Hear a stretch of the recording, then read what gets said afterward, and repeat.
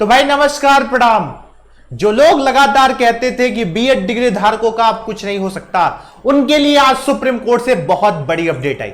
मैंने सुबह ही आपको बता दिया था कि बीएड वर्सेस बीटीसी विवाद पर आज बीएड वाले मामले पर एक सुनवाई होनी है और अब वहां पर बीएड डिग्री धारकों के लिए राहत की खबर है।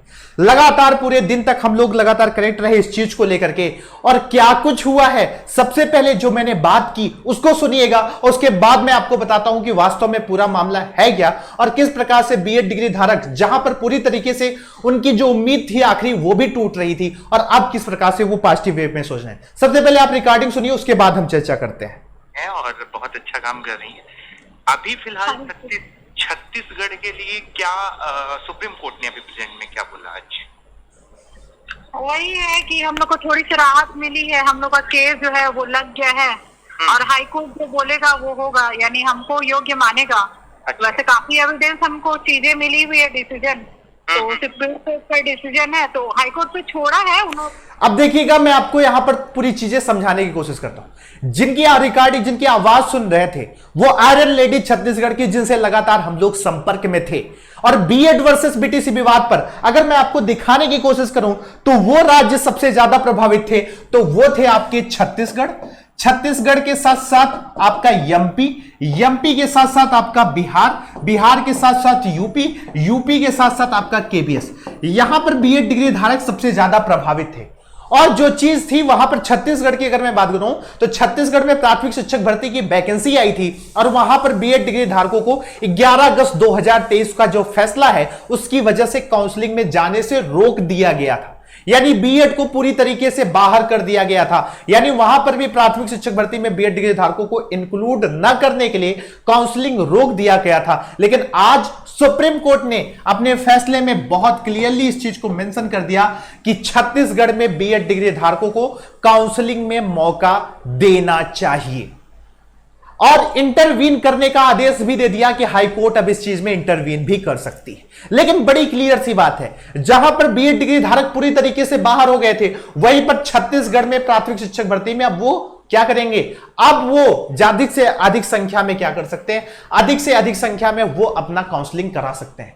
तो ये बीएड डिग्री धारकों की जो उम्मीद की किरण टूट रही थी, मैंने आपको बताया था मैं इस केस के बारे में आपको कोई भी विशेष जानकारी नहीं देने वाला।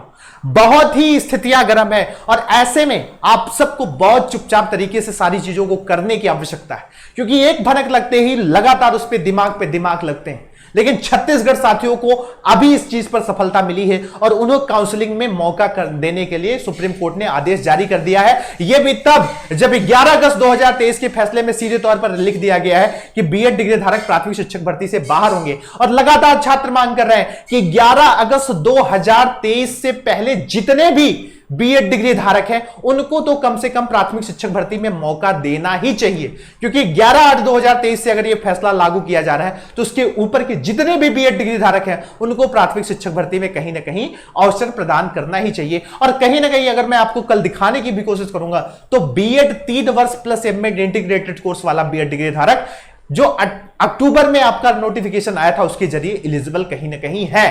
तो बीएड डिग्री धारक क्यों नहीं, जबकि वो भी एक हायर एजुकेशन माना जाता है। अब बड़े क्लियर तरीके से समझिएगा कि एससी में छत्तीसगढ़ के फैसले पर सीधे तौर पर इंटरवीन करके सीधे तौर पर वहां पर बीएड डिग्री धारकों को एलिजिबल कर दिया। और अब बारी किसकी है, अब आप सबको तैयार रहना है, केबीएस पीआरटी वालों और बिहार 7th फेज वालों को तैयार रहने की आवश्यकता, और उन सबको बहुत ही बिना हो हल्ला के चुपचाप तरीके से इस चीज में लड़ाइयां लड़नी पड़ेगी। सबसे ज्यादा समस्या तब आती है जब छात्र जो है इस चीज में उम्मीद ही तोड़ देते हैं, उनको लगता है कि कोई रास्ता बचा ही नहीं। और मैं लगातार आपसे कहता हूं कि जो सुप्रीम कोर्ट से कानूनी कार्यवाहियां हो सकती हैं, जो भी कानूनी पॉसिबिलिटी हो सकती हैं, उस पर विचार किया जा रहा है, किया जाने की आवश्यकता है। और साथ ही साथ हर स्टेट से जहां पर भी भर्ती प्रभावित है, अब जैसे मैं आपको बता दूं एमपी हो गया, बिहार हो गया, वहां पर भी बच्चों को अपने अपने तरीके से सोचने की आवश्यकता है कि किस प्रकार से हम सुप्रीम कोर्ट में बीएड डिग्री धारकों को जीत दिला सकते हैं।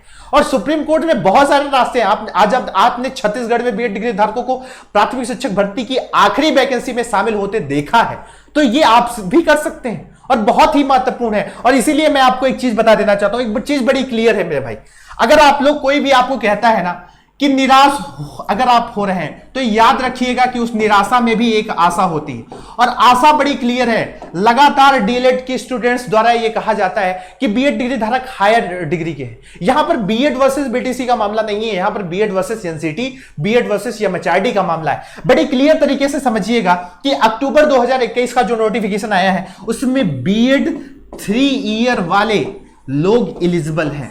अब मुझे बताइएगा कि बीएड 3 वाली ईयर वाले एलिजिबल हैं तो बीएड 2 ईयर वाले क्यों नहीं एलिजिबल हो सकते? और यहां छत्तीसगढ़ के मामले में बड़ी क्लियर सी बात है, और बड़ा इंटरेस्टिंग फैक्ट मैं आपको यह बताना चाहता हूं कि बीएड वर्सेस बीटीसी विवाद पर अगर छत्तीसगढ़ में बीएड डिग्री धारकों को 11 अगस्त 2023 के फैसले के आधार पर ही शामिल किया जा सकता है, तो पूरे देश के करोड़ों बीएड डिग्री धारकों को क्यों नहीं?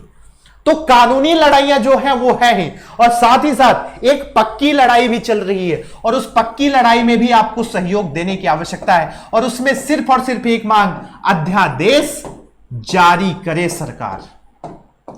जितना अधिक से अधिक ऑर्डिनेंस बिल लाएगी सरकार, जितना अधिक से अधिक आप मांग करेंगे ऑर्डिनेंस की, उतनी इसमें सफलता मिलेगी। और मैं एक चीज बड़ी क्लियर तरीके से यहां पर बताना चाहता हूं, और मैं आपको दिखाना भी चाहूंगा बहुत, जो लोग लगातार इस चीज को लेकर के कहते हैं कि अरे नहीं संभव है, नहीं संभव है, ये देखिएगा मैं आपको दिखा रहा हूं। बड़ी सीधी सी बात है, कॉन्स्टिट्यूशन का प्रोविजन है, और प्रोविजन क्या है कि under 137 of the constitution of India and rule made under 145 the supreme court of the India has the power. और उसके साथ साथ दूसरी महत्वपूर्ण चीज यहां पर मैं दिखाने की कोशिश करूं, वो भी देखिएगा कि ऑर्डिनेंस ला करके किसी भी जजमेंट को पलटे गए हैं, और वो बड़ी क्लियर थी बात है। और अगर मैं दिल्ली सेवा बिल वाला मामला आपको दिखाने की कोशिश करूं, जो कि यहीं पर कहीं पर आपको देखने को जरूर मिलेगा, देखिएगा यह कि क्या कहता है दिल्ली के लिए लाया गया नया अध्यादेश। देखिएगा यहां पर क्लियर क्या कहता है दिल्ली के लिए लाया गया नया अध्यादेश, केंद्र सरकार ने एससी के फैसले को कैसे पलट सकता।